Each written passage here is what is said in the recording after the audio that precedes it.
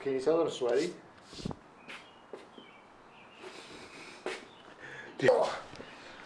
Whatever, dude. Anyway, are we rolling? Yeah. All right, cool. All right, guys, Saturday, May 2nd. It's supposed to be a beautiful day out. Hopefully you guys can all get outside. And actually, this workout would be great to do outside if you guys are able to do it. We have an every minute on the minute. 30 minutes would be the end range, but we're saying 20 to 30 minutes. So anywhere from 4 times through up to 6 rounds through, depending on the time you have, how much energy you have, how much work you want to do in your workout. So we're going to go through all the stations and then we'll run through the movements. First minute is going to be, as written, a single arm overhead walking lunge. So 16 to 20 total steps. We're saying that we're going to switch arms halfway. So depending on in your warm-up, if you know that you're going to be able to get all 20 reps in there and you're good, you'll do 10 with one arm overhead, then 10 with the other. If what we have is too heavy to go overhead, we could do this in maybe a front rack position, or we could do any other type of loaded walking lunge for the same rep range, 16 to 20. All right. Minute 2 is going to be a bent over row. If we're doing one object, so a dumbbell, it's going to be 6 to 8 each side. If we're doing either 2 dumbbells, let's just say if it's a barbell or any other type of object that requires 2 hands, we'll just double the reps, 12 to 16. So you're doing 12 to 16 total reps. It's either going to be on one side than the other, or both arms, depending on what you have. Minute 3 is going to be uneven push-ups. Same idea, right? 12 to 16, so 6 to 8 each side. Try to determine what you're able to handle on that before you start the workout.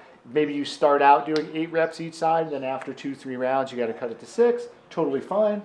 Minute 4 is going to be 10 to 15 box jumps. If you don't have a box, we can do a tuck jump, which I'll demonstrate in a moment, or we could do a step up if any kind of jumping or impact is going to be not for you. And then the last station, the 5th station there, is going to be a 30 to 40 second plank hold. We could also spice this up a little bit. If you had rings or something like that, you could do a front leaning rest on the rings. We could add weight to the plank if you're very strong there. But if we're going all 6 rounds, 40 seconds on the plank hold times 6 should get tough over time. We'll run through each of the movements. So I'm just going to do this as though I just had my one dumbbell. So the first one for the single arm overhead walking lunge, I'm going to get myself locked out into good position. And then when I take my steps, try not to step too far, right? We're just bringing that knee down, coming back up to standing, and then carrying through to the next side, all right? Again, I'll do 8 to 10 on one side, then 8 to 10 on the other. We can start out trying to go that higher into the rep range and then work our way down if we can't make it. Of course, we want to make sure we have some rest between stations, right? We shouldn't just be going immediately from one to the next.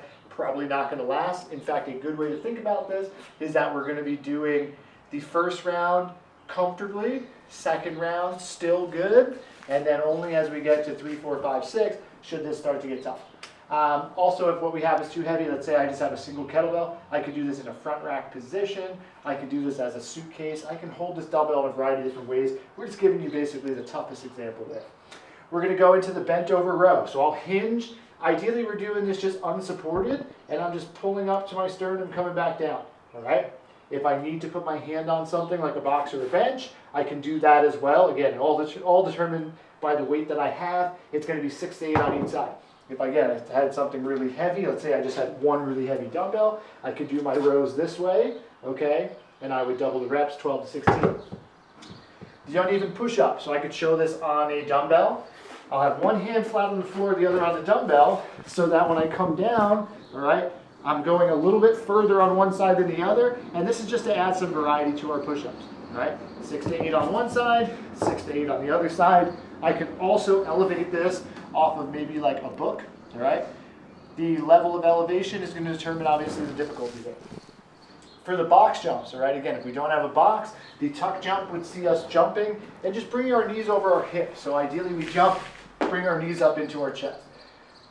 Basically mirroring how high we'd be getting our knees if we were doing a box jump, but it also takes away that landing and have to stand up out of the squat. If we're doing a step up, right, same thing, we step up to whatever object we are, whatever we're doing, 10 to 15, or if you want to make it even, you can go to 16. One thing I'll say here is that if we are doing this and we have either a bike, a rower, a ski, maybe we prefer to do jump rope, Maybe we want to go for a run in the workout, right? Maybe we stick 100 or 150 meter run there. This would probably be the place that I would do it, in place of the box jumps. Finish that, and then go into our plank hold. You guys all know a good plank hold, right? We're tucking the ribs, staying tight through the middle. Again, there's a lot of room for variety here as well too. So if you want to change things up, for example, here we have with the bent over row, upper body pulling. Let's say you have access to a pull-up bar, right? Maybe we put in some number of pull-ups or assisted pull-ups that we do in that. Really, any movements that you want to try to put in there just to work on would be great. I mean, you could be handstand walking in here. Whatever is going to allow you to keep going through this, whether it be more skill-based or muscular-based, what have you. That's pretty much it, guys. I hope you guys all get outside tomorrow again. Enjoy some sun. Have a great weekend. We'll see you again on Monday or Sunday night into Monday. And let us know if you guys have any issues, anything you want to talk about. We're here for you. Miss you guys. See you soon. Later.